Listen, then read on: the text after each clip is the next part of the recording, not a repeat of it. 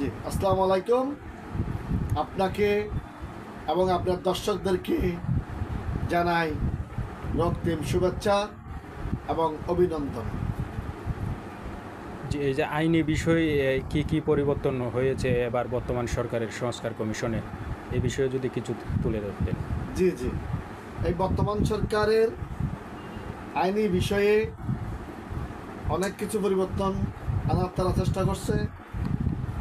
সময়ের প্রেক্ষাপটে, কালের প্রয়োজনে, মানুষের প্রয়োজনে বিভিন্ন সময় যে আইনকে পরিবর্তন করতে হয়, জি, সেই কারণে যে সাইবার ট্রাইব্যুনালে ও কিছু পরিবর্তন আনা হয়েছে।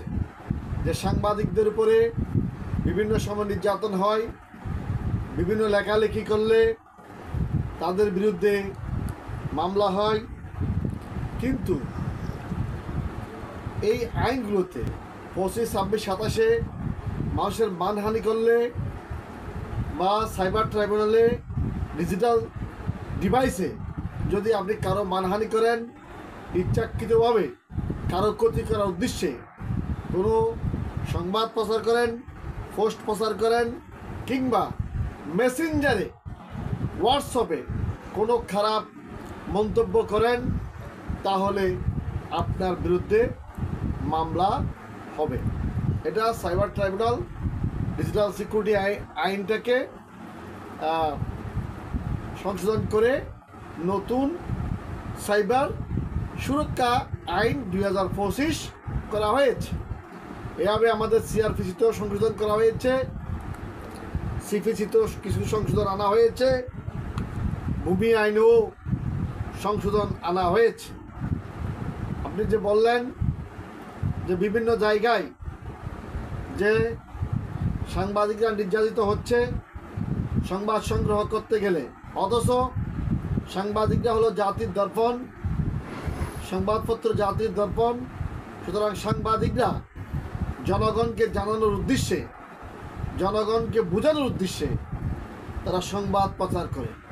এখানে সাংবাদিকের ব্যক্তিগত কোনো স্বার্থ নাই, শুধুমাত্র জাতিকে জানানোর জন্য, রাষ্ট্রের জনগণকে ঠিক রাখার জন্য, রাষ্ট্রের আইন শৃঙ্খলা পরিস্থিতি সঠিক রাখার জন্যই এই সংবাদ সংগ্রহ করা হয়। এখন নতুনভাবে রাজনীতিতেও দেখা যাচ্ছে একটা অস্থিতিশীল পরিস্থিতি বিরাজমানার দিকে যাচ্ছে, যে ঢাকা বিশ্ববিদ্যালয়ের নির্বাচন কেন্দ্রিক এবং আগামী নির্বাচন কীরূপ হবে এইটা নিয়ে মানুষের মধ্যে আলোচনা সমালোচনা শুরু হয়েছে। এবং বিভিন্ন জায়গায় দেখা যাচ্ছে যে মানুষ একে অন্যের উপরে হামলা করতেছে, নানানভাবে বিভিন্নভাবে হামলা করতেছে, এবং এই হামলাগুলো অত্যন্ত অমানবিক ধরনের হচ্ছে। জায়গায় জায়গায় পাথর নিক্ষেপ করে মানুষকে হত্যা করা, অপহরণ করে নিয়ে যাওয়া, বিভিন্নভাবে মানুষ হয়রানির শিকার হচ্ছে।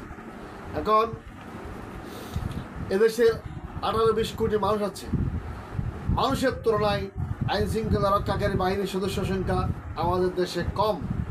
তাই জনগণ যদি ভালো না হয়, জনগণ যদি আইন না মানে, সব কিছু রাষ্ট্রের পক্ষে, আইন শৃঙ্খলা রক্ষাকারীর পক্ষে রক্ষা করা সম্ভবপর হয়ে উঠতেছে না।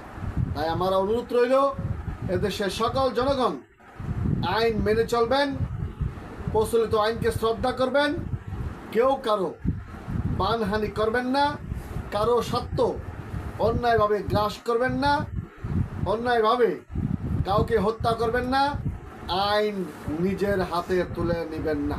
ধন্যবাদ আপনাকে এবং আপনার দর্শক।